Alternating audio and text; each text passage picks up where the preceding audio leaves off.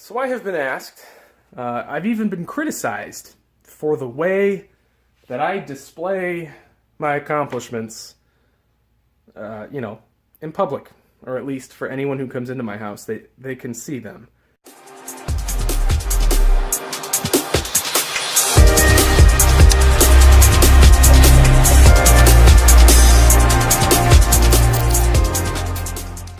All right, if you have seen videos from my office, and there's plenty, you will see the wall next to my window that has all of my certifications and degrees, and my wife's, framed and hung in beautiful symmetric rows.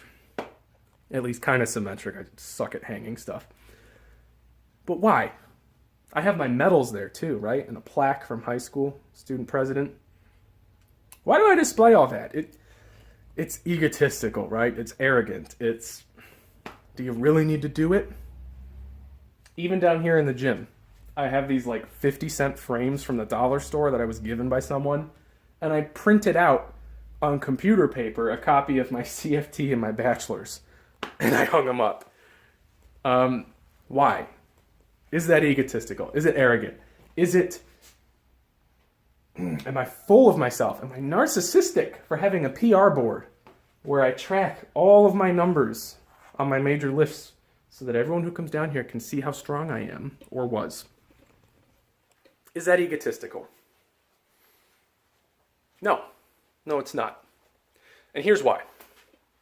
Firstly, by displaying your accomplishments, by displaying your certifications, your degrees, all of the things you've done, your PRs, by doing that, you're expressing gratitude, all right? You're expressing an acknowledgement of your own self-worth. And we have a serious problem in this country with people who think that any kind of self-love or self-respect is arrogant. They think that people who love themselves are full of shit. People who love themselves, they don't love others. They have no respect for other people. They're full of themselves. And they think that they're better than everyone else. And I'm calling bullshit on that, okay?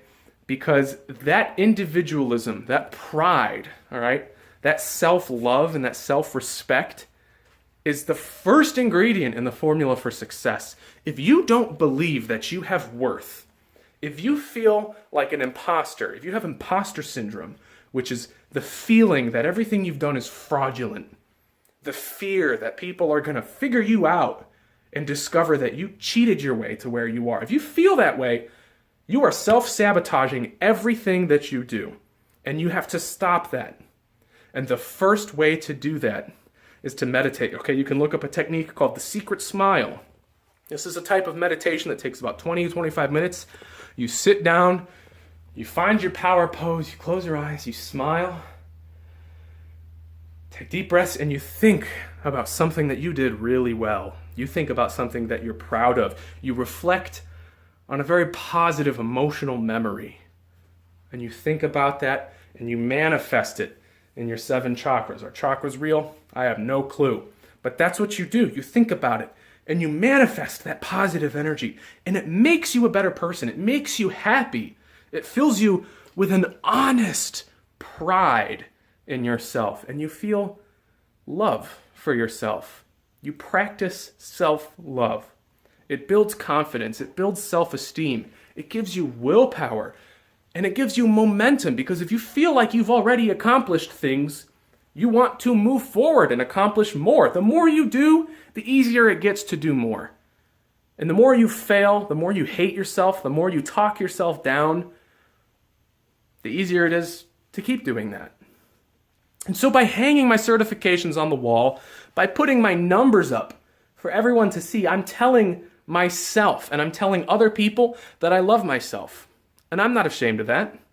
I love who I am. I'm proud of the things I've done. I've gotten kind of strong. And I'm also holding myself accountable because other people see these things.